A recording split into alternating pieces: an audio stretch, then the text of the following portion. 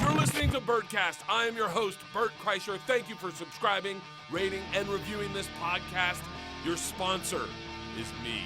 So go to bertbertbert.com to find my live tour dates and get yourself a Cogs of the Machine shirt or a machine shirt or any products I have for sale on there.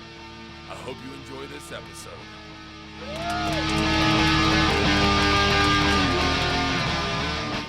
This sets automatic levels. All right, Huicho, talking your mic. Hello, hello. Cowhead? Hi. All right, I think we're going to record then. All right. You sound like a professional. That's why I brought Cowhead here. I know nothing. I so badly wanted to do, I get real bit friendly, like in my head. Like, yeah. When you go into a radio station, they do bits. You're like, oh, fuck. But then once you have a podcast, you're like, ooh, I could do a bit. And then you're like, well, that's fucking pointless. When you say bitch, what do you think? Like, I was going to do a bit where I brought you and Galvin in, and I was like, I'm bringing my friends, Mike, Galvin, and Huicho in, and I always thought Mike and Galvin would be good on radio. Because there'd be tons of people that never heard you.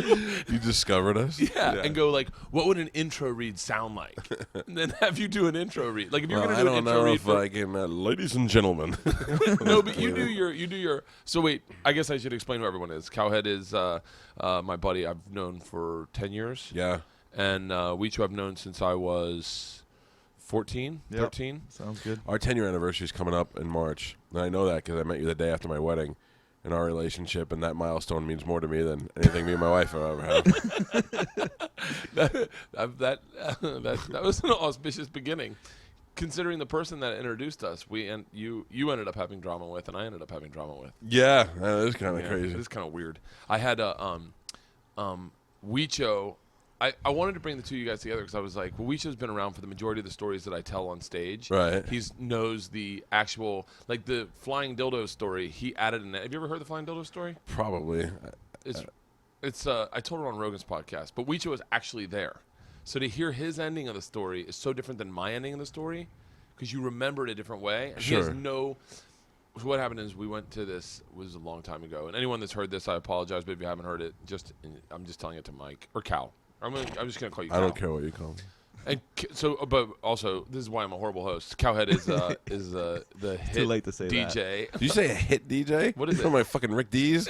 What are you? I'm the hit DJ. You're the top broadcaster. First, I didn't know if you said hit or hip, and both of them are so fucking terrible. I was like, You are today's modern day Cleveland Wheeler.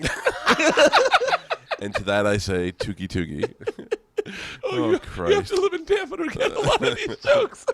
Cleveland? No, you don't. There's a Cleveland Wheeler in every state, every Nut Hut Morning Zoo bullshit show. But no one has that. What's the Tales from Tales from Taniqua. It was so racist. I mean, it was like really like just this. I'm actually thinking about bringing that back now. I don't even know what it means. Tales from Taniqua. It was before political correctness. Yeah, in the South. They would just have a black chick ordering McDonald's, and it was just like, yeah, it was just horrible. I mean, it was horrible. But even my parents, who were very liberal at the time, were like in stitches, like, yeah, that's so true. You can barely understand them. What was I saying? The dildo story. Oh, okay. So flying dildos. So it's turned into a bit. I'm trying to make it happen on stage, but I don't have an end to it because the end is what is the best part of the story. We were walking through Amsterdam, me, Huicho, and 3 people who I named on stage the other night, and then was alerted that they're lawyers and they will sue me if I bring up their names again. Why? Because they went to a live sex. We went to a live sex show. Oh, and they friends of yours? No, they're friends of mine. Oh, okay. I backpacked through Europe, and someone was like, you better be careful. They're really big lawyers in Tampa now. Yeah. So I was like, okay. But one of them isn't. One of them isn't, and his name is PJ Cusmano. He'll be happy to talk about it on stage. So PJ was on a tear. I was on a tear. I just got done with Russia. I think PJ has pictures. PJ does have pictures. That's what makes this even better. Of a live sex show in Amsterdam. So hold on. So we're walking around, and I see a bit of advertising that God smacked me in the chest. Just like you ever remember when you did the slap chop, and you're like, I'm buying it. I don't give a shit. I saw a sign that said flying dildos, and I was like, I don't know what that is, but we're finding out. And everyone was a little like, I don't know. I was like, I'll buy all the tickets. And I had no money all the time. So I bought all the tickets. We went in, and it was like a small, I swear. Now, he remembers this story differently. So I remember it as being a black box theater. like where you'd see a one-man show, Right. with a stool and a bed on stage. You made it artsy. I stepped it up. It's a like notch. off Broadway. Let me tell you something. If you put flying dildos up in Times Square, people would come. Yeah. Oh yeah. So, but you remember it as it was a bar. Well, it was like a black box, but there was a bar we sat, and behind the bar was the stage. Yes. So it was But dark, there wasn't there a was bartender, right? Yeah, there was somebody. I manning thought that there were bar. dudes sitting in front of us in seats. So let me tell you my way. So there's a Right. bar, and then there's dudes sitting in front of us. That's where we defer. But then I do remember distinctly the vibe in the room was extremely inquisitive as to what was flying dildos. Like I remember we sat down and I brought something up, and the dude next to me was like, yeah, and I was like, were you guys here? And he's like, flying dildos? And I go, yeah, flying dildos. He goes, I don't know. And then someone at the end of the bar goes, are you guys talking about flying dildos? And I'm like, yeah. So everyone went in at the Everyone- suggestion of flying dildos. That was the marketing that got us all in the place. Right. But of course, you can't do a show with just one headliner. You need opening acts. Right. So they brought in a chick, comes up. It's a live sex show. So a chick comes up, single, starts to masturbate. And What's that like when that's happening and all you dudes are sitting around just awkward. yeah. Really uncomfortable. So awkward that We were sitting there giggling. we were giggling, and she's she's pleasing herself, and we're giggling, and then I think and we were pretty lit because it's Amsterdam, and I brought up I made eye contact with her, and I said, "Excuse me, are you going to do flying dildos?" And she just looks at me like real candid. No. And I went, okay. And so then everyone's like, the air's let out of all our sails. We're like, I guess we got to wait for it. So then she gets up. Then two girls come out, and two girls go at it. And we're all like, this is it. This is definitely it. Like anticipation is building, and like one girl's hooking up with going down on the other girl, and then I noticed the other girl's unoccupied, so I kind of lean in and I'm like, hey, are you guys playing dildos? And she's like, nope. This is like the worst America's Got Talent.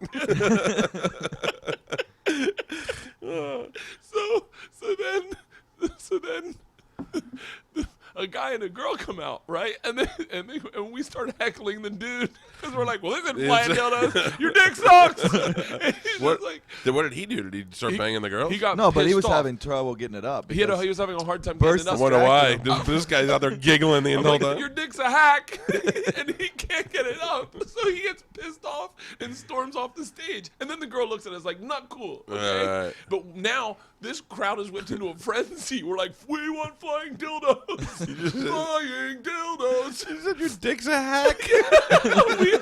The second I realized he needed to get it up, I was like, oh, I'm heckling his dick so that he can't. So he storms off stage. The girl storms off stage, and now we're like in a Russian submarine, just yeah. We're smashing beer cans, fist bumping, and all of a sudden this woman comes out.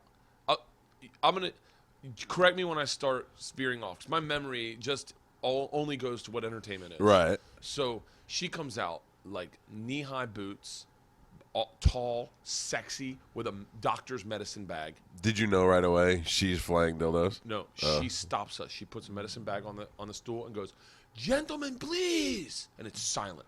She goes, "I am flying dildos." And the place goes fucking bananas. I mean, we're fucking chest bumping. We're throwing beers in the air. We're doing the wave. We're like, flying dildos. And then she says, "I'm going to need a volunteer from the audience." And everyone's like, "You're up, asshole." But I'm 25 at the time, 22, Yeah, 22, 22, I think. yeah.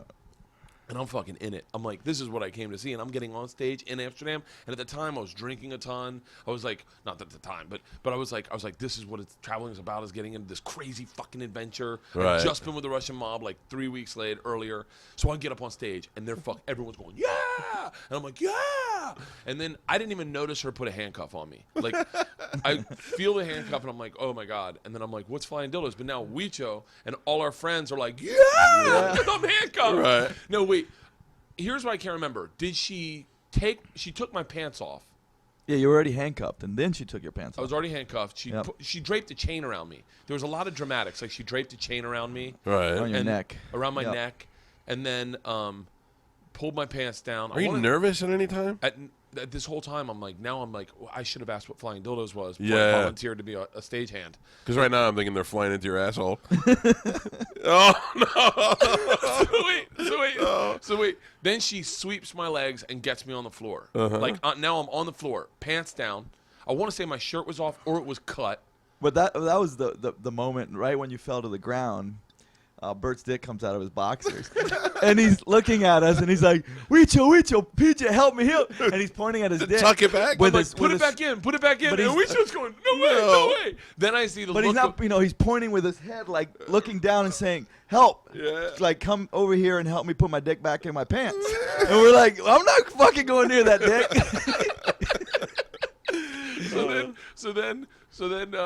So then all of a sudden I'm going, guys, please, because everyone's taking pictures. I'm like, please. And then I see the look on their face like, no. And I'm like, what is it? And then she goes, gentlemen, are you ready? I look up. She's got a huge black dildo in her hand, and she's waving it around like Excalibur. And I'm like, where's that going?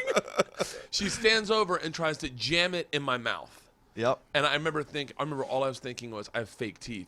Like, she's going to knock out my teeth. I Right. have to fly home to go get my teeth. And she gets in and then she stands over my face, like straddles 1 foot in front of my neck. I'm on the ground, 1 foot behind it, puts a dildo in my mouth and goes, all right, gentlemen, this is flying dildos. Come get your pictures. So everyone comes up and just like like they're taking pictures with the president of me with a dildo in my mouth and her straddling me, handcuffed with my dick out of my boxers. Wow, you'll never run for office. Tell me about it.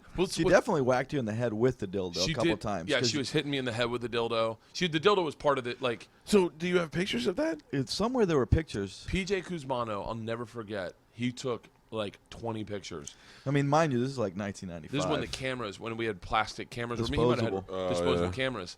And he was taking pictures, and I remember thinking, I remember like the weird thing is like in those moments when your head slows down and you go, I remember going, I wonder if this is considered cheating. Like I wonder if my girlfriend at the time, who was having sex with my best friend at the time, I'm sure she would have been cool with it. Do you know? Okay, so when you say live sex club, I went to a place called The Vault in Manhattan. Have you ever heard about that? No. Bring Trip Flip there, buddy. The Vault was like, we used to hear about it when I was in high school because I grew up in Staten Island and it's just still like 40 minutes outside the city. And in high school, not a lot of us drove. And anyway, so when we finally would get into the city, we'd all go, let's go to the Vault, let's go to the Vault. And then we'd chicken out at the last minute. So I went up there in probably 1995 to the Billboard Radio Convention in New York. And it's all radio stations and artists. It's a big ass kiss fest. And remember Dr. Judy? She had Love Phones. It was before Loveline. No. It was probably on in Tampa. That Dr. Judy was like Dr. Drew, and she did it with radio guys, and it was kind of a lesser product to what is now Loveline or was Loveline. So Loveline's a lesser product than what was Loveline. Sure, but anyway, so Dr. Judy, her whole thing is she's a sex doctor and blah, blah. So she says at dinner at the Billboard thing, have you guys ever been to the Vault? And I'm like, holy shit. I mean, that's legendary. Yeah. So now she's like, after this, we'll go to the Vault. And I said, now I'm going with a sex doctor. This is unbelievable. And we go there, and you have to turn in all your cameras and all your stuff at the thing. It's like $50. I think it's like $100 a guy and $50 if you're with a girl. And Dr. Judy just gets us all in because I guess she's a... So I'm so excited to be there that there's just going to be people fucking everywhere, and there's going to be girls, and they'll just take a guy and blow him. It had some of the most disturbing things I've ever seen in my life. At one point, there was a guy who had to be about 75 and probably weighed about 110 pounds, dressed up like a little girl in pigtails with makeup on, and he was bent over while another guy was jamming a dildo in his ass. Then every Asian girl that came on to you, thank God somebody there told us they all had dicks. And then, and then they bring out one hot black girl, and every guy starts migrating towards her, and they put her in a cage, and she gets up, and she starts playing with herself fiercely, and all the guys gather around the cage, and most of them are like business guys in Wall Street suits, and they're all excited, and it's like a scene from the Boiler Room, they're all going crazy, and then she unloads and just explodes all over all of them, and I'm like, this is not working out for me. And then, but then the other problem like is Nightmare Factory. What's worse is that every guy is walking around jerking off. and you're just like in a masturbatory minefield. You don't want to bump into anybody or anything. Oh my god! So then I'm like, how do I get out of here without looking like the pussy? So I go to the bathroom. Oh, I have to pee, and I have to just get away from the jerk off sessions. And I go pee, and I'm standing at the urinal, and they're old school, like first grade urinals, floor to the ceiling, you know. And all of a sudden I hear, and then not like a sexual thing, like somebody's hurt, and I see somebody on the floor, and I'm like, oh, somebody's ODing or stroking out. And I look over, and this dude's laying on the floor, and I'm like, are you okay? And he's like, And I go, and I finish peeing, and I take like a half step forward, and I go, are you okay? And he goes, pee on me. And I went, no! And I ran out. I was like, fuck the vault, man. I'm not going to Flying Dildos. I'm not going to any of these bullshit places. We went back and did an episode in Amsterdam for Showtime when I did the Showtime special. And like the hunger I had as a kid to experience that crazy shit, like, ooh, Flying Dildos, let's go in. Yeah. Well, we are shooting at a place called the Banana Club or the Banana Room, where and I was like, why is it called the Banana Room? And they were like, oh, you haven't seen the show? And I'm like, no. So now I'm 39 years old at the time, 38 years old, probably maybe 38 years old. I'm with a film crew, and we go in, we walk in, and it's very similar to what I would have remembered that other room to be like. Bar, stage up front. Girl comes in, and I see her pull out a banana naked, and then opens it with her junk. Opens the banana? Shoves it in. And then just starts cranking like, and then and it comes out unpeeled, and I go, ugh. I'm like, oh my god! On so many levels, it made me sad. It hurt my soul. I was like, all right, clearly that's not. And then she starts going, who wants a bite? And I see these young kids just like us going, like when we were kids, going, oh, do it! And this guy's like, ah! And I was like, oh my god! Because all I can see is like that was a girl. She just wants people to think she's cool. Right. It's not sexy, but it's pretty impressive. It's really impressive. The girl that we were shooting with was there, and she was like, and she came up with us, and she's from Amsterdam. She's like, yeah, I've heard about this. I've never seen it. It was so disturbing. I was just like, oh. Yeah. It's weird. I think once you have kids, that inherently changes. Like, after the show the other night, everyone's like, we're going to a strip club. All the lesbians came out to see me. They're like, we're going to a strip club. And I was like, I can't. Well, yeah. I mean, you really have to... You really have to commit if you're going to go to the strip club. Strip clubs suck unless you're going to go in full bore. Oh, yeah. Oh my God. I went to going to a strip club with rich people is best. I won't go to a strip club at all anymore. I don't think I'll go to a strip club. When was the last time you were at a strip club, Huicho? It's been a while. You used to. We grew up here, so we used to go to Mons Venus. And when you're in high school, that was the thing. Yeah. You sneak out and you go over there, and they didn't care. Wear a pair of Umbros with no underwear. Yeah. You're like, another 20, quickly though, quickly. Okay, I'm done. In the middle of the song? Yeah, I'm done. Yeah. I gotta go to the car. Yeah, you did your job. I go to the car and get a beer. I'll be right back. I'm gonna go to the car and get a beer. Guys, I'll be back. Hey, you know what? I'm done. I don't feel so good anymore. I don't know how you would, if I were you and I was traveling to different cities every week, I would totally go to different strip clubs because you can go there and do creepy guy things and then they don't recognize you because you're leaving. Yeah, but you have to be a creepy guy to do those creepy guy things. Oops. Oh, I can't touch your butthole? Oh, I'm sorry. I didn't know. I'm new. Hey, Bert, the last time we were at, or not the last time, but in New York, we were at that strip club with Michael Flexner. That was a Russell Crowe was in there with. Was that the night that that you disappeared? Yeah. Yeah. All right, let's not tell that story. You don't want to talk about that? No, I don't Why'd want to you talk disappear? About that story. I learned the lesson of the champagne room. Oh, you did? Yeah, it was before that song was out or Chris Rock's joke was out, and they were like, "Do you want to go to the champagne room?" And I just signed a deal with Will Smith. I had a ton of money. Yeah. And I was like, yeah, let's go to this. I was single. I was 26, and I was like, let's go to the champagne room. So I go up there, and they pat you down, and I was like, it was like intense. It was a huge room. It's just me and like two girls, and then one girl disappeared, and then the other girl just wanted to talk to me about my dental work. Literally, we talked about dental work the entire time. No. And then she was like, I'm thinking about getting veneers. What do you think? And I was like, I don't know. But then there's a part of me that's so... Why don't you get veneer my cock? There's a part of me that's so sensitive that I just was like... You just want to rescue them. Yeah. I just wanted to be like, you don't have to do this. Like... Oh, we're so opposite. You don't feel that way? No, there's a part of me that thinks with a couple of just bad facial suggestions, I could totally guilt him into doing anything. Bad facial suggestions. So where's your father? Oh, I was just giving. That's all you gotta think of that. And next thing you know, they're grasping for that man figure in their life. and a hand job is not far away.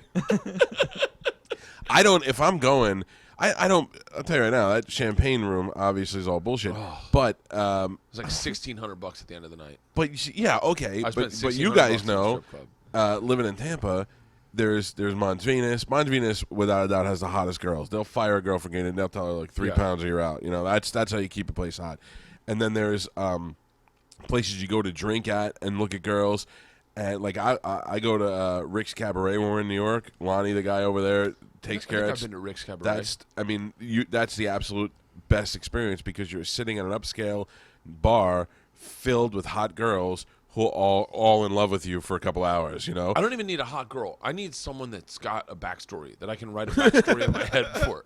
But like, see, that's the thing. I don't want to even talk to them. I can't get a lap dance like that in a chair with other dudes 3 feet away from me. That does nothing for me. Oh, I can get a lap dance. I can get a lap dance and just talk. You can? Because I get fascinated. Jason Nash is a comedian in L.A., and he's a writer, also an actor, and his wife was the executive producer of Hurt Bert. She was one of the executive producers in charge of Hurt Bert.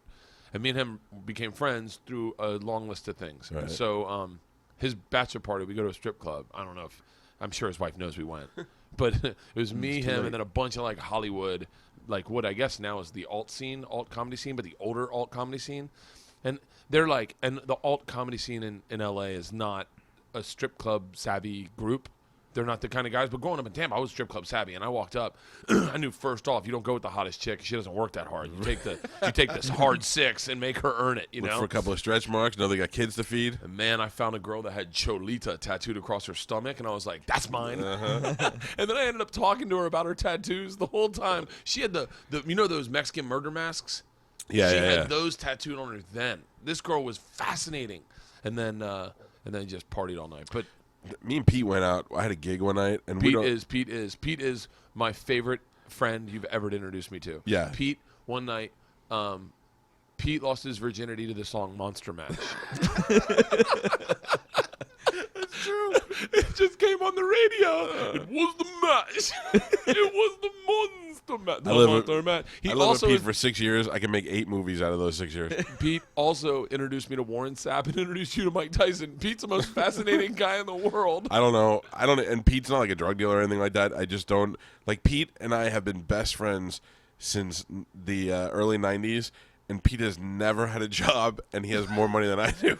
Yeah. I don't know what all of a sudden, Pete, he was, I'm going to go to real estate school. He went to real estate school, and he nailed it. He finished it quick. He loved it, and he could sell ice to Eskimos, and then quit a week later because somebody had the nerve to call him on a Sunday because they wanted to see a house. And I go, that's when people look at fucking houses. They work during the week. The thing. Yeah, and he goes, "Yeah, it's just football and stuff. It's fucking Sunday." I go, and he quit and never sold a house and everything. Now he sells Ferraris. I don't know who's buying them. It's amazing. Pete facilitates funny moments out of me because he's always got a smile, and he's always kind of smiling and like looking excited. So then he looks like a fatter version of Squiggy from Laverne and Shirley.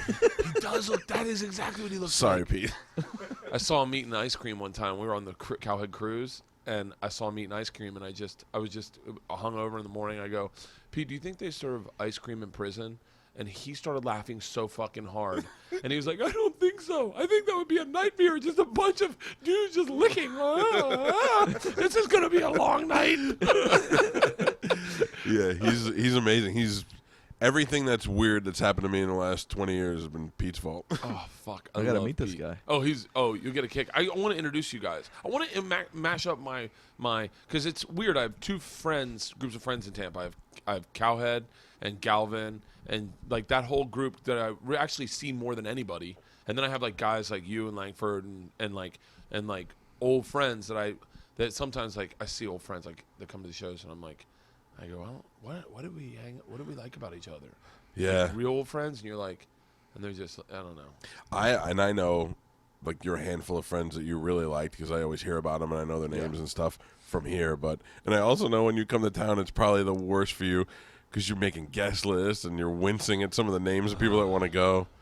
And then what's the worst is when you barely knew someone, or you barely knew someone, and you definitely don't know who they are, and then they come up and they start talking to you ad nauseum about your parents and about everything, and then and then you've been talking to him for 5 minutes and like, do you even remember who I am? I'm like, what the fuck's wrong with you? Know that I don't. Know that I haven't said your name, so I don't. Yeah. Like, I don't ever do that. I do that. I forget who I ran into on a plane. The guy who did Ben Stein. That's the guy's name. The guy who was on Ben Stein's Money. I ran into Ben Stein, and I'd done Jimmy Kimmel with him, and he thought I was really funny, and he pulled me aside after, and I saw him on a plane, and he was looking at me like he recognized me, but he couldn't tell who I was, but I definitely know who he was. So I just got up and I walked over. I go, Mr. Stein, it's Bert Kreischer. We did Jimmy Kimmel together, and he goes, oh, very nice to see you again. But it's like, I would never go, hey, Ben, how you doing, man? Talk to him. What you been up to? Nice shoes. I like your look. Like, what the fuck? So, yeah, this weekend's been... It's been fine, actually. Because what happened is Allison Williams, who, by the way, Allison Williams, the girl I dated, I probably shouldn't say people's names. I don't fuck it. No, you should. Yeah. It adds legitimacy to the whole deal. Allison Williams is a girl I dated in 9th grade, and I definitely tried to lose my virginity with her, but she would not. She had good morals, and she would not.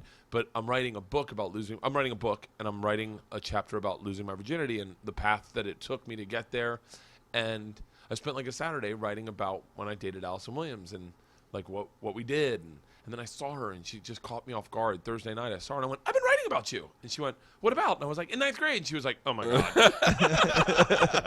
She goes, what? Because, we didn't talk. All we did was, like, make out, and I tried to feel her up. That's it. Like, there's no base to our relationship. And so she was like, great. I have 3 kids now. And I was like, yeah. Yeah, they're probably all going to listen to this podcast. But she was. The point is, she was good. But then I was like, oh man, I better the girl that I lost it to is gonna fucking hate this. So, What do you write about your wife in there?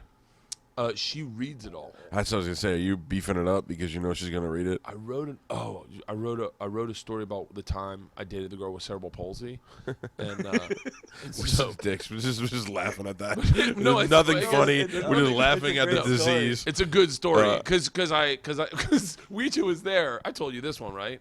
Huicho was there. Huicho was the one that realized she had cerebral palsy before. I think your old girlfriend. No, I didn't know. Yeah, Alex realized. Huicho and I had gone out with her and her friends like twice, and then one night we're out drinking. I met her on a plane, couldn't tell. We were sitting. Right. We went out drinking, and then we're all stumbling around, right? Yeah.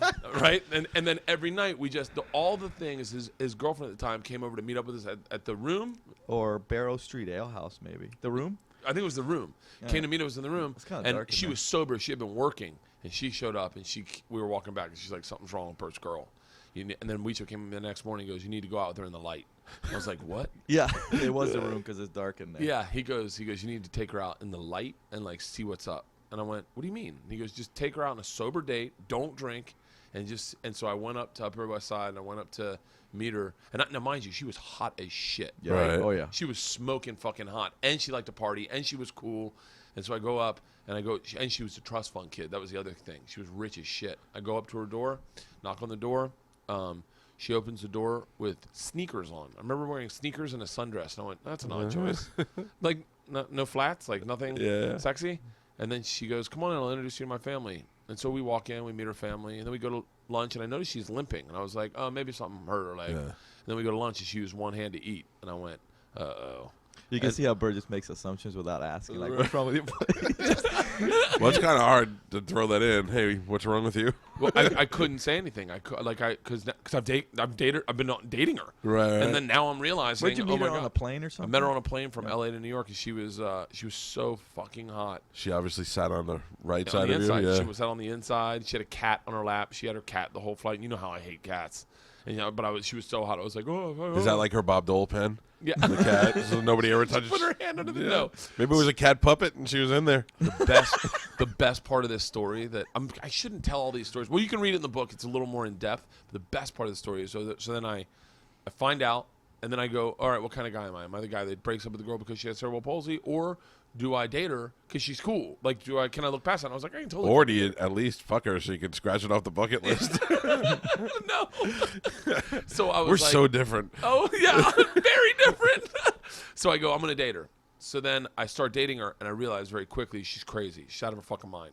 She wants to firebomb Pinks in L.A., like, honestly, genuinely, is part of an organization that wants to fire. Oh, like, brother. she's She considers ecotourism a cool thing. She's a vegetarian. We went out for dinner one night, and I ordered veal parmesan, and she lost her mind and stormed out of the restaurant. And I didn't know anything about the veal fattening pens or anything. And so and here's the worst part is early on I had invited her to go to Scotland with me because I was performing in Scotland. She was rich. She could fly there. Right. And she had said yes, and she had bought her ticket. And now we're dating, and I'm really not realizing how crazy she is. And I'm like, oh, this is going to be bad. So I fly to Scotland with Patrice, and then she goes, I don't think I'm going to be able to make it. And so I go, okay. So I sit first morning with Patrice, and I tell him the whole story, and he is in stitches. He is laughing like a Patrice laugh. You know that you can see it's broken into like, oh my gosh, oh my God, slapping the table, fucking in stitches. And I was like, yeah. And he was like, hey, man, you're such an alcoholic. You didn't even know she had cerebral palsy. How can you not? You try to stop drinking. So then all of a sudden, fucking phone rings, and it's Tell her. me she's dead. She goes, I'm at the airport. I'm coming over. Oh. She's in Scotland. She shows up, and I had given Patrice all the weapons to fucking annihilate this girl. And Patrice used them freely. He and her hated each other, and he was locked and loaded to destroy her. And they fought all the whole fucking time. I wrote about it in the book, and it's so funny because I remember the little things Patrice said, but Huicho was there for that story. What? Tell me, did you ever discuss that she had cerebral palsy, or did you With her? Yeah. Yes. How did that come up? Did she say it? Did you finally break down and ask her, hey, what's up with the left side? She said, that was a good impression of me. I do a good Bert. My Bert's getting better and better. I call Robert Kelly sometimes just to do you. Hey, it's Bert. I miss my daughters. I talked to her about it, and then she spiraled out of control, and she showed herself to be really, really crazy. And I talked to her about it, and she told me, and I was like, that made sense. But she was still so hot, it didn't matter. Patrice was insulting that is. That made sense. She told me, and I said, it makes sense. I didn't mean it like that. We figured. She was out of her mind. But then here's the only saving factor is that I interviewed. She was a big Guns N' Roses fan, so I interviewed Slash. Right. When I got the X show. Right after that, I moved to LA. I got the X show, and I interviewed Slash. And so I called her. I can't remember her name. I called her and I said, "Listen, I know you're a big Guns N' Roses fan. I know we haven't talked in a while, but I'm interviewing Slash today. So kind of like as a mea culpa, like because here's the worst part. She was so bad in Scotland, and she was staying for a month, and I was staying for a month, and her and Patrice would fight like cats and dogs until the fucking 2 a.m. They would yell at each other. They hated each other. And I got a phone call from Hollywood about getting an X show, and I left. You just left her and Patrice? I left her with Patrice. And Patrice called me. He's like, man, you got to get this bitch out of here. That's great. So I felt bad. And I hadn't talked to her, and so I was in LA. I was doing an interview with Slash, and he came out, and I was like, "You should come." So she comes over to the show. Slash shows up, fucking drunk. Yeah. And he's like, "Man, it's bad. My girl kicked me out last night. I slept on the couch." He's like, "Does anyone have any brandy or whiskey?" And I was like, "I had it in my green room." So I bring him in my green room. We're drinking together before the show. We go out to the show. I do the interview. She watches the whole interview. It's the best interview I've ever done in my entire life, mind you. We weren't supposed to talk about why they broke up, and I asked him. Yeah. And he told us, and he explained it all. It was beautiful. Get done the interview, and he says, "My plane's not leaving until noon. You mind if we have another drink in your room?" And I go, "Of course." I go, "Can I bring a friend?" He goes, "Of course." So I bring her in. We sit in the room, and she gets to talk to Slash for like 30 minutes. They just chat, and I was like, I don't feel bad anymore. I feel like we ended on a good note. And then she gets up. She goes, "Where's the bathroom?" I go, "It's out the hallway down this hall." And she goes, "Okay." So she gets up, and I see it. I see it now in the daylight. And I'm sober, or a little bit sober. But I see it as a prominent limp, like gait. And she she reaches across her body to open the door, and then kind of shuffles her way out. Was it gross? And no, it wasn't gross, but it was definite. It was distinct. You definitely noticed it. And Slash looked at me, and he goes, and I'm like, "Oh," and he goes, "Man, she is perfect." And I was like, and all I could hear was Patrice in my head. "You're as big of an alcoholic as Slash." By the way, just another story about Pete. Pete plays guitar in my band. Yes. And Pete plays Les Paul just like Slash. And then one day I'm sitting there with Pete, and he's like, "Oh, hang on, we can't leave. I'm waiting for an email. About 10 minutes later, he's like, "All right, good, we can go. What are you waiting for?" Slash's guitar tech had to send me all the settings for when he puts his amplifier in his guitar. I don't know how at all. He's got like pictures of the back of Slash's amp and all his box, so that Pete knows where to put all of his serious? stuff. Yeah, he knows everybody. It's amazing. How the fuck is that even possible? I have a hard time. There's two types of people. There are people who can meet famous people and befriend them, and then there are people who meet famous people and think they want to fuck them. But the good thing about Pete is Pete's not an ass kisser. Like famous people don't like when you kiss their ass. Some people do, but Pete doesn't kiss ass. He just is. He is for some reason that person everybody trusts. Yeah, I guess because he doesn't fuck you over, you know. I guess so. But his reach is fantastic. It's amazing. Yeah. What were you gonna say, Huicho? No, I was just amazed by Pete. Yeah, Pete's a fascinating dude, but he's not. You don't ever feel like whenever I meet a celebrity, like when I met Elliot Gould, I thought he wanted to have sex with me. I love that. That's your celebrity. He did want to have sex with Is you. that from your show? I did a pilot with him, and I thought he wanted to have sex He with me. totally wanted to have sex with you. No, I went out. We went out to dinner one night, and the whole time I'm like, he's gonna kiss me, he's gonna kiss me, and then we went out to his car, and he's like, I'll walk you to your car, and I was like, here it goes, and then we walk out to my car, which is next to his car, and he just got in and left. I was like, no kiss, like, how do you do that? Left you disappointed? Yeah, he was funny. Maybe he's funny. super closet about it, and he just wanted something to go home and jerk off He was to. married. When I first met him, we were doing a table read. Like I didn't realize he was cast as the dad in this pilot. This is my favorite. This is one of my favorite stories. I don't think I've ever told this. Everyone's right now is listening to this, going, "I've heard both those stories before." Jesus Christ, tell a new fucking story. All right, here's a new story. When I first meet Elliot Gould, it's a table read for CBS. A table read is a room that has a table up front with all the cast of characters with their name on a placard. With everyone's got microphones, and then a sea of agents and everyone. So like agents, execs, managers, hanger-ons, everyone's in the room. 100. I'm over exaggerating, but I'm gonna just ballpark it at 150 people. That's probably too much, but definitely fucking 40. Right. So, but for me, because I was young. I was like 26, 27.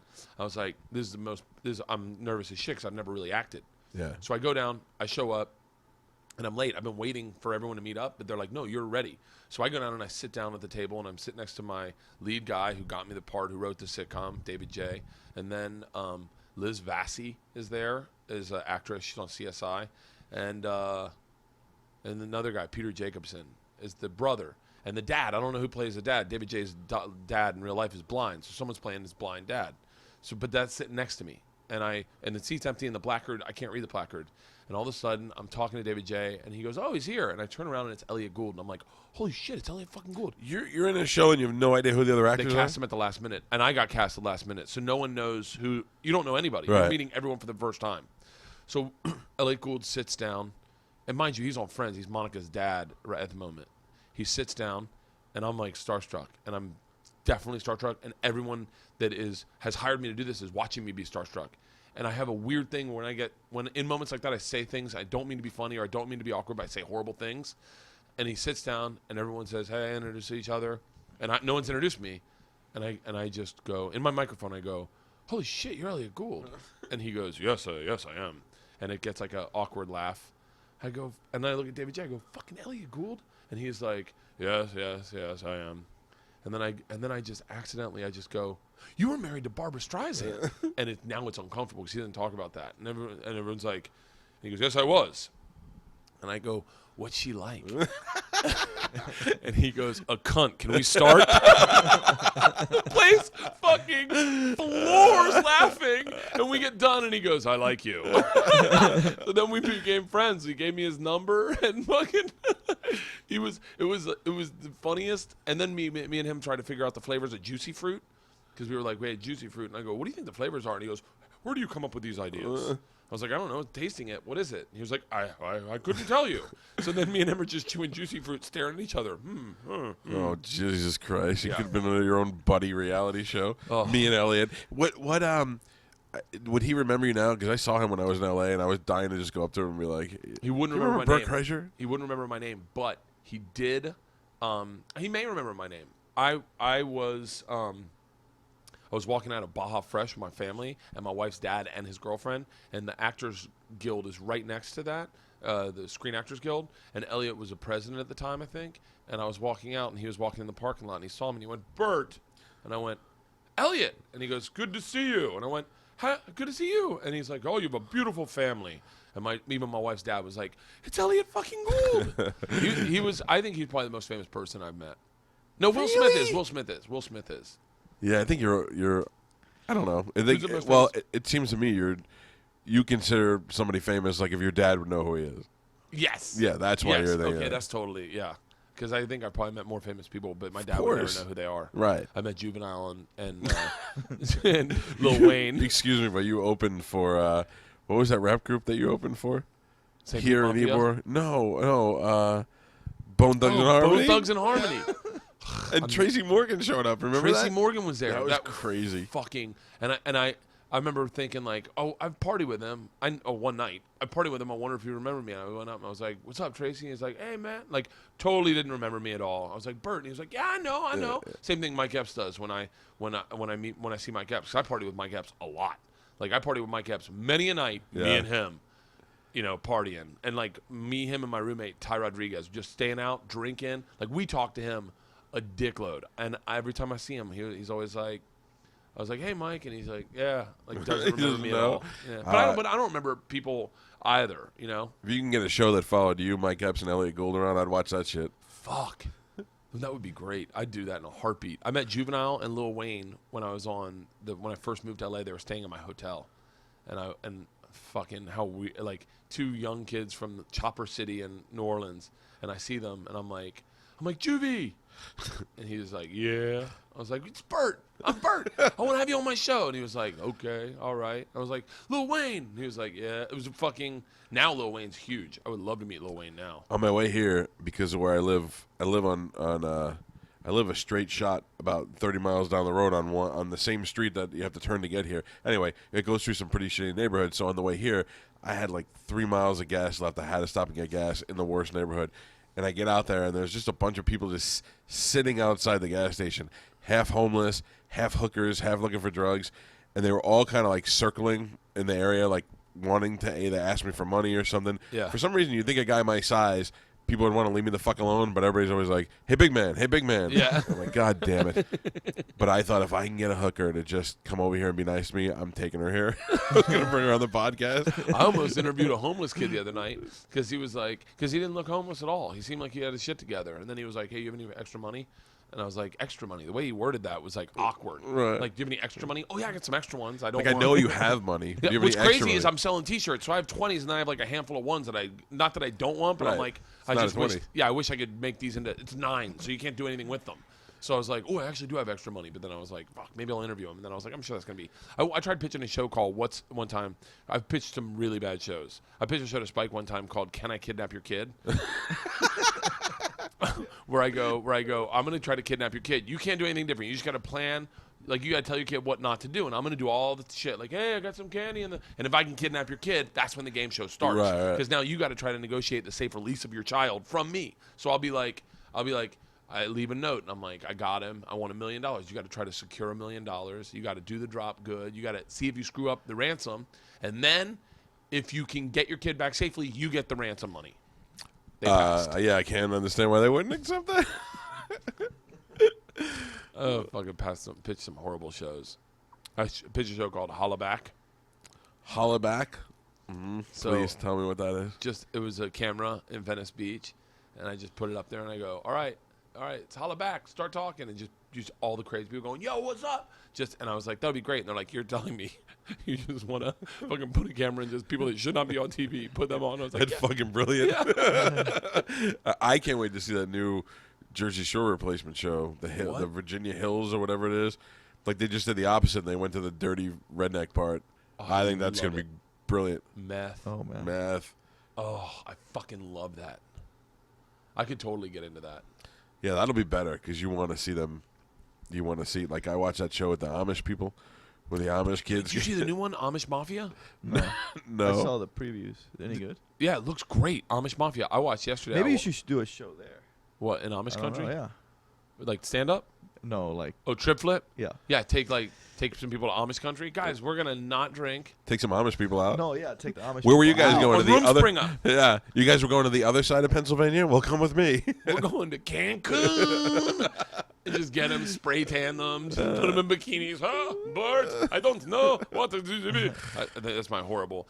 I like that show, Living Amish. Yeah. Remember that one? Yeah. Yep. Was that the one I'm thinking of? Yeah, where they Took them to L.A. Yeah, they let them get out for a little while. Whatever happened to that? Why didn't that keep They going? still have. They have one. I saw them in New York. I don't know. Maybe they did another season, Really? and they give them an opportunity to leave or go back. Interesting. Let's see how long we've done. God, 44 minutes. That seems seamless. All right. Do you edit this, or will that now be on the podcast? Yeah, it'll be on the podcast. Can I point out this is the dirtiest hotel room I've ever seen in my life? Yeah, you can point that out. You haven't seen you do anything not yet. what do you unpack everything immediately? Yeah, Why? because I don't want it in my suitcase. I want to be able to get to it. But I mean, like, okay, just look around the room. There's like bathroom stuff. You should at least unload in the bathroom. This is what made me start doing Don't what will waste the your maid energy, think. Cal. What's that? Don't waste your energy. No, I don't. I just don't. Like, I couldn't sleep in this room. This is pretty clean. Clean? I actually cleaned it up for you I guys sti- game.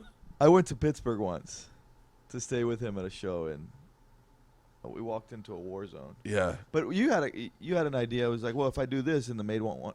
That's why I started doing what will the maid think, is because I was like, because if you look in this room, she would have no fucking clue. Like, there's little Jack Daniels bottles. There's an Australian 20 right there. Yeah, I don't know. Like, there's like no ransom notes written down. There's it says inebriation written there. Like, it just looked confusing. And then I was like, one day I was checking out, and I was like, I had cleaned up, and I was like, she definitely, if she has any insight, she's going to know exactly what I'd done in this room. So I tried to throw off my trail Right. by making things. Most in the people room. would call the front desk, says, please don't clean my room. Yeah. He's or trying just to put a do do this not whole disturb scene, thing. so The new one I want to do, I came up with a really good one that I'm going to do. I might do in here. Because it works perfectly, but it's going to be a two-parter. Does that make sense? Yeah. I mean, I you're don't gonna want be to two different explain it to you rooms. because I don't want to explain it to you because I don't want to like ruin it for people when they see it, and then it's not as good as they thought it was going to be. How about I pull up here and I'm like, what room? And you're like, there's a key at the front desk. So the entire time that I'm using the key to come up here, then I knock on the door and you're like, come in. And I go, I expected to see something like flying dildos when I open the door. I don't know what you were doing, who was here. No, this is actually pretty clean, and I haven't actually drank that much this weekend. Proud of you. It's my new health regime. This is the first time you've come to Tampa that I haven't seen any of the shows. Really? Yeah, Yeah. in 10 years. I've actually been writing a lot on stage, but then last night someone yelled.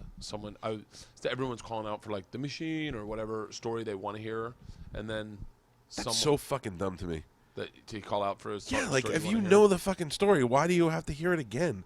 I don't know. I don't Or know. it's worse with a joke. Obviously a song. You want to see a guy. I think what happens is I can only speculate, but I think what happens is people want their friends to hear the story they brought them to hear. So Yeah. like I think people go, you got to see this guy, and they're bringing a group of three, and they're like, you've got to tell. I got to be honest with you. I hate to use Dane as a reference, but like I only because everyone now is oversaturated the fact that people don't like Dane, but I actually still like Dane, and I always like Dane. And I would bring people to go see Dane do stand-up, and I would be upset if he didn't do a joke I wanted, because I wanted them to hear the joke that I liked. Does that make sense? Yes, totally. But at the same time, they're pushing. Like I saw Eddie Vedder the other night in a solo show. Yeah. The machine has become your Jeremy. You're sick of fucking doing it. He was playing. I mean, he's singing his heart out, playing one of those faggoty Into the Wild songs that he wrote. You know what he loves. Yeah. And some idiot yells out, "Jeremy!" and he just rolls his eyes. And he goes, "Good suggestion, sir." And he's like, "Maybe later." And I thought he must fucking hate the one super commercial song with the video and the social message, and he must be sick of fucking singing it. You're gonna be like that in about another 3 weeks. No, I actually, here's the difference, is that I get excited because I'm still not famous, so I get excited when they yell the machine because it makes me feel like I'm succeeding in this business. So when I hear the machine, I get excited. The only hiccup is that it is a true story en route. Like I can't, and Right. so I don't have that much liberties to go off the map and change it up a lot. That's what sucks about stories. The second you start telling them, then and if they're true, then you kind of are married to the truth. You can't diverge so much and make it beautiful. I mean, that's part of the. Got to be dead honest with you. That's part of the reason I never told the Tracy Morgan story is because the truth is just it's a great ending. Like another reason I never told it is mostly because I don't fucking know Tracy. Like, if I told it, all of a sudden it's going to be, like, out there. And then, like, so you get married to the truth. So every time people go, like, like other comics are like, you got to tell me your Tracy Morgan story. I tell it. It's not that great because I tell you what really happened. Like Tony Woods was there that night, and I told it if we were doing a show one night in Cincinnati, and someone said, I heard something about Tracy Morgan story, and Tony, and I was like, holy shit, Tony was there. And so I told it, and Tony's like, yeah, that's exactly how it happened. But it's not that great because I tell you the exact story. Right. Like I don't. You can't embellish it at all. I can't embellish it too much because that's a real story with a real person who will be like, that never happened, and then you look like a liar. Yeah. So with the machine, I'm married to the truth, or as much of the truth as I'm willing to share, to make it a good story. And they've heard it one way, and you need to. I remember I switched it up, and I told a different part to see if I can make it better. Somebody call you out. Someone called me out at the end of the show. They're like, was that like a new part of it? And I was like, no, it's a true part. It's a different part of the story, but I slid it into it. And they were like, okay. And then they just walked away, and I was like, all right, I guess I'll. But also, when you have these memories and you tell these stories, and like you said, you get into a certain mindset of the way things happen. But then when you think about it, you start thinking of more details, and the story will change because you'll remember more details, remember how you felt at the time. You and I were talking in my car that day. I was telling you old stories. Oh, my God. Can you tell one of those stories? Yeah. But, I mean, the thing is that night I started thinking about them all, and there were so many fucked up things that happened. I started remembering details. I asked Cowhead, we were driving, and for everyone who doesn't know, Cowhead was born in Staten Island. Yeah. And is Italian, Sicilian, 100% Sicilian. So and he has no direct ties to the mafia, but I was asking, like, how does someone get in the mafia? Like, is there like a program you sign up for? Bert wanted to know if he could apply for a certain level. Like, if you just want to be a captain, can you go in and be like, I'm interested in being a captain in the mafia? What do I have to do? Do I have to go out and kill 3 people? What the tasks are there people who specifically kill, specifically run numbers? Are there people that do, like, and he was like, well, you kind of like, and he was like, I definitely wasn't in the mob, but I definitely got into the training program on accident. I wasn't in any mob, but I worked in a warehouse in New Jersey where they housed beans, coffee beans and cocoa beans, and that it was a big deal. It's all federally regulated. But I guess in order to get, there's only 4 places in the whole country that did that. In order to get that contract, you had to have some sort of mob influence, and so they got it. So as a part of that, they had to have a mob guy in there to keep an eye on things. And he was the kind of guy where, like, he was there every day. He worked 8 hours a day, but he didn't get a paycheck. He went to his wife. Nobody really knew his real name, but you knew who he was just from being there. And over time, I think because I was one of the few white kids that were there, and certainly one of the few Italian guys, I became his like buddy. And it started out where he kind of showed me a little favoritism. Next thing you know, I was doing jobs for him, and it was brutal. We had a manager that they hired about halfway through the time I worked there, and that guy started fucking up the system. Like, I would come to work, and he would go, like, my job would be to drive a forklift, and he'd like, let the Mexicans drive the forklift. I'm going to need you to do something important. I'd go in his office, and it'd be freezing in the warehouse. His office, there were space heaters, and he'd go, you read the New York Post, I'll read the Daily News. Search if there's any news about coffee or cocoa beans, let me know. And then we'd just sit there and read the paper, and then when we were done, we'd switch and read the other paper, and the next day it was lunchtime. It was the best job ever. But then when this guy came in and he started fucking things up for everybody, so he couldn't complain that much, so he wanted to do subtle things to make the guy quit. So first he's like, let's slash his tires, and I'd never done that before. I was kind of a little fat nerdy kid, and he goes, go out there and get his tires. I'll keep on the lookout. So I go, okay. So I go down there, and I'm like half scared but half cool. And the only knife I have is I used to work for a sporting goods company, so I have an old scuba diving knife. It's blue, like baby blue. So I pull it out. Not like a cool mob knife? No, it's a scuba knife. I don't even think it was sharpened. Thank God it was pointy. If you had left it in the tire, you think I would have been like, scuba divers got me. Can you believe that? I should have just threw a snorkel to throw him off. Maybe it was a shark and the scuba diver was protecting me. So I went down, and I never popped the tire before, so I didn't know how easy it was. I just went right in, and I was so proud of myself.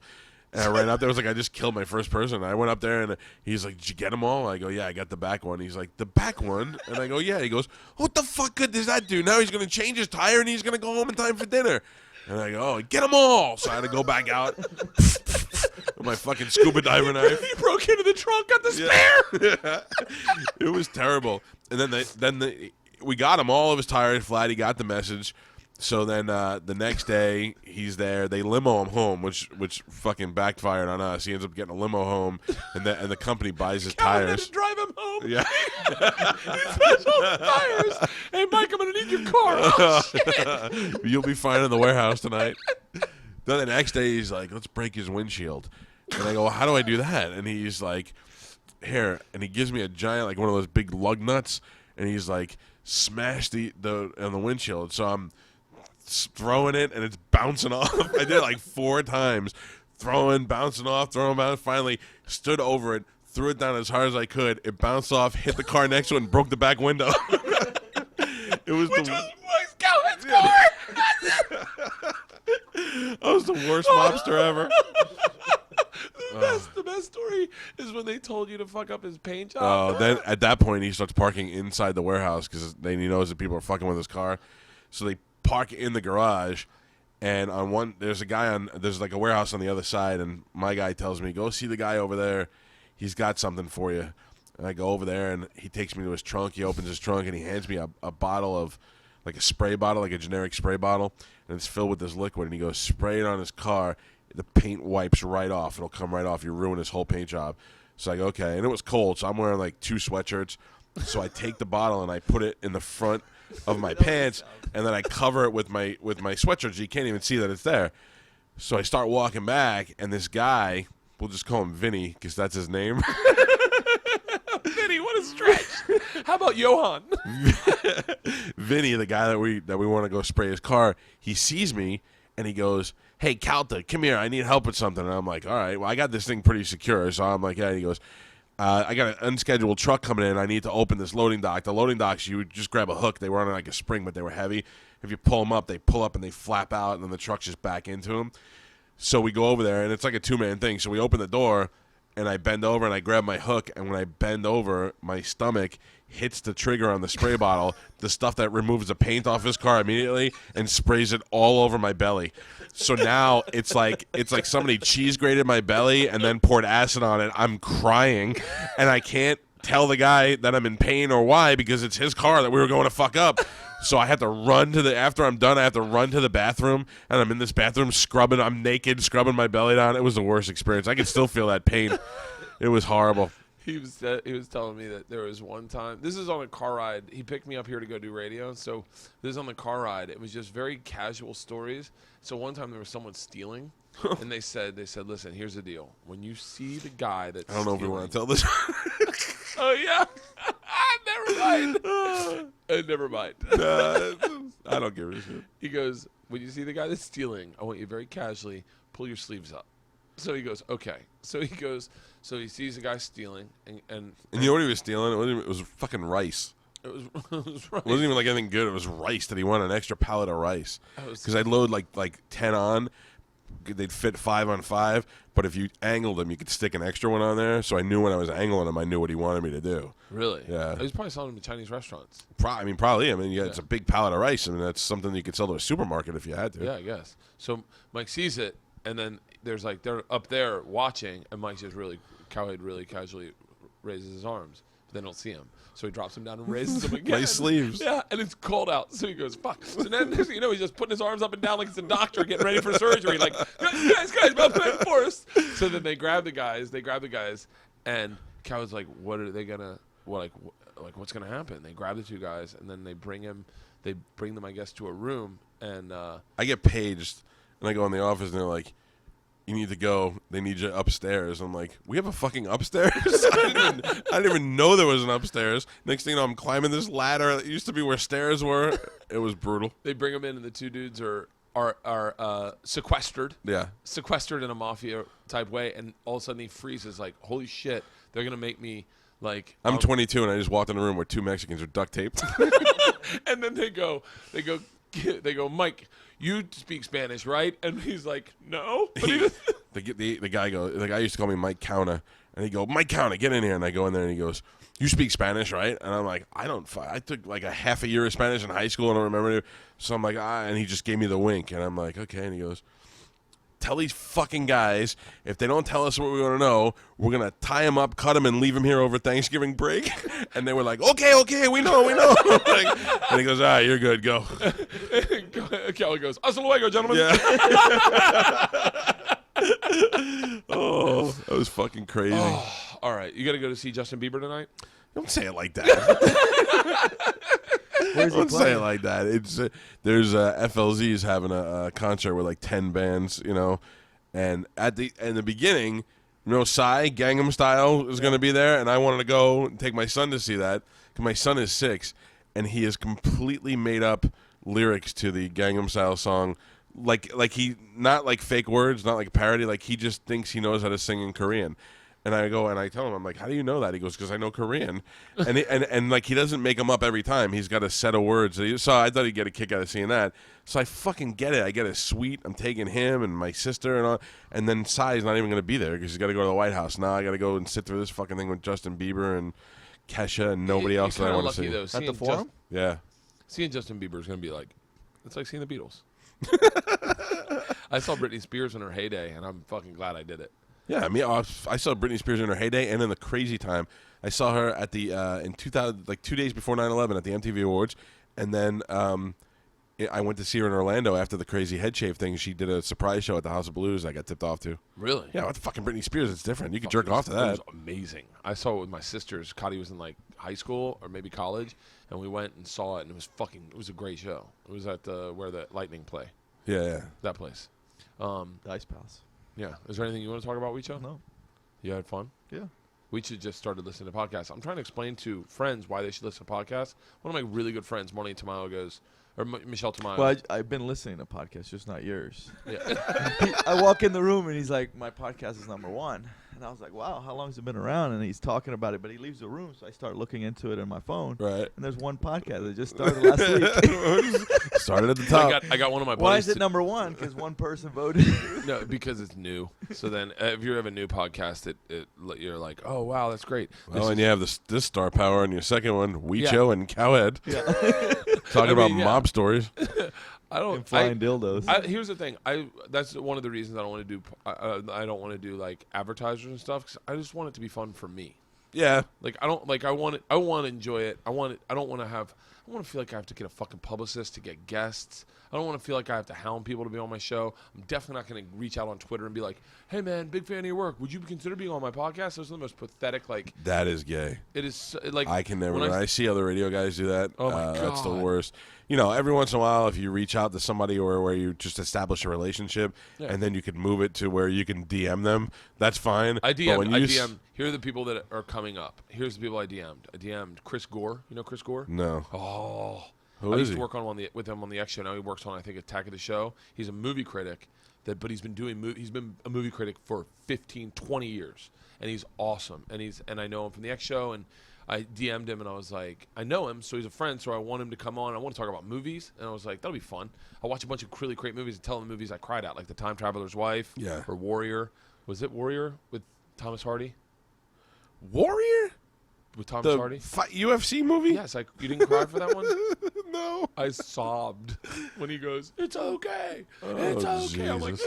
"Okay." You didn't cry for that? No, I might have given you a little teary eye at Time Traveler's Wife, but Yeah, I sobbed at Time Traveler's Wife. So I want to bring him on, and then I obviously like Ari and Red Band, and the best is he goes, "What's the podcast you're on with the? How did you describe it?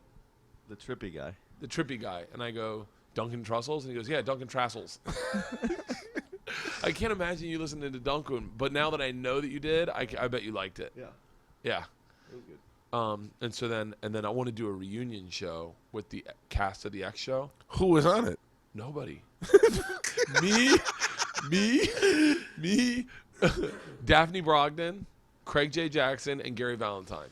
See, we had to wait until we were going to do it last month. We're going to wait till next month because Daphne couldn't change her shift at McDonald's to be here. No, she's got. Actually, everyone's got money. Craig hosted like, you know them all from TV, but they're just no one. We're all the same. We all just kind of got different jobs in TV. So I sent an email to everyone last night. Gary Valentine's the only one that I got back. hey, you can also find me on Facebook. And I was like, clearly Gary's not doing anything with his own fucking personal media. So I want to do that. I want to do, there's a bunch of different ones I want to do, but I want to do it so that I enjoy it. I don't want to do, I don't want to feel like, oh, I hope I can get friggin', I'd love to get Laird Hamilton, but I don't know if I want to interview him. No, but that's one of those things where you wait till you could be in the same area as they are and then just sit down and bullshit like this. Yeah, something real. Yeah. Like Joe just started getting these fucking people that I go, how did he know that I would like that? Like he got this. I don't think he gives a fuck. He doesn't. He does a podcast for what he likes. Right. And then he goes, I hope you like it. And then, but he interviewed the science blogger from Huffington Post. Yeah. That was great. Holy shit. I was like, this girl's genius. I don't even want to Google what she looks like because she's so hot in my head. Yeah, but that's one of those things where it's also a matter of he knows what he wants. Yeah. So you can, like, if I said coming up today, I got this guy who's going to be on the show, and you'd be like, who the fuck is that? But once you get him on, you tell everybody how cool he is. Then they all, and he's got that kind of reach. So yeah. So I'm just going to keep doing it so I like it. That's it. When you don't like it, will you call me up crying, going, "Who's terrible? We're not even number one anymore." Can you help me get Mike Tyson on my show? You should just stop now because you'll stay at number one, right? Yeah, I should end on top. No. Be the Jim Brown of podcast. Yeah, be the Jim Brown of podcast. I don't know. We'll see. I'm enjoying it so far. I'll probably edit all this shit out.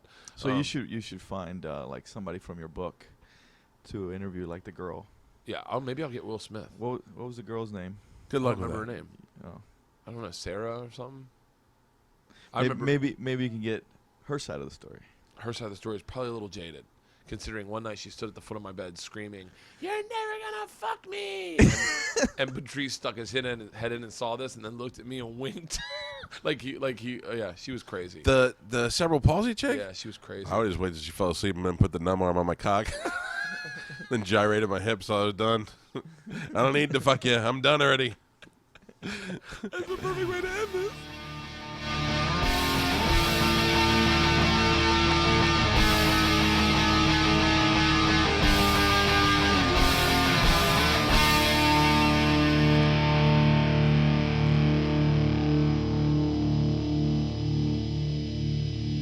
This episode was brought to you by The Machine.